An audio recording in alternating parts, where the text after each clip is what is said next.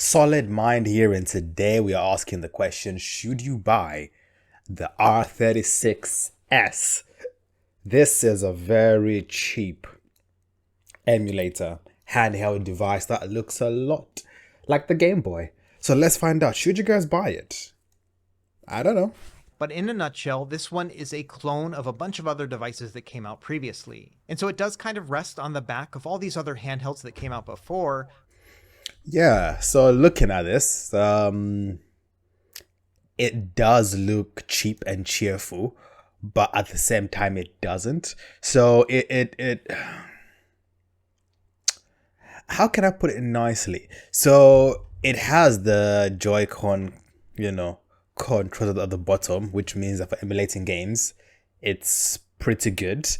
It's like having four controls isn't bad. So if you look at the Nintendo Switch, for example, it has all these controls. All the controls you can find here on the front, you can find on the Switch. It's just the awkward layout of it in like a square shape is where I would be a little bit like, I don't know if that's where I would put the controls. The screen looks also good. I like the color. Black is a nice color. I should know. But yeah, these three buttons, I'm guessing these are like, start, menu, back. That's my guess on these. But for the price, it's not bad. But they can do it for a lot cheaper of a price. It even has at the back as well, the buttons. A lot, between 50 and £100 price point for these, consoles have these shoulder buttons. I still think they're a little bit awkward, but for the price, 3500 milliamp is pretty good actually. On some other handhelds, you can use AAA and AA or AA batteries. This is lithium ion, so it's still good. You can recharge it most likely via USB-C, but again, for the price point, it's reasonable.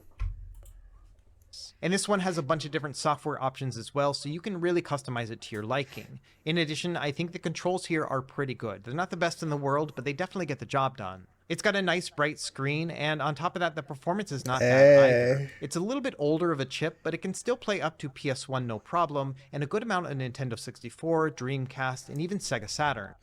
I think that's because of the power in it.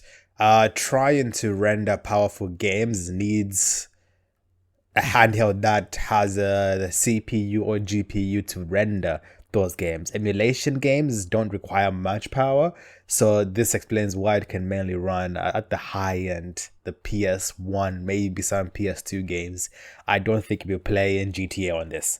So I guess it depends what you're looking for, really. And so I wanted to slide the R36S into this category just in case you're really on a budget and you only want to spend maybe $40, $45 at the end of the day. Anyway, so let's finish this video up. So the question here is this: should you buy the R36S? That's the question.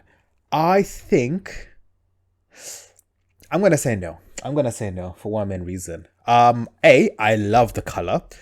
I love that it has all the controls needed to get it, but I don't think it's powerful enough to be the kind of handheld where, let's say, you fancy even playing some more recent games, you can on this one. There are slightly better handhelds for a little bit more price that you can put more powerful games on it. This is more on the very budget end of, a handheld Game Boy clone that runs emulation. So that's my view on it. But what do you guys think? Thanks for watching. Like, comment, subscribe. Peace.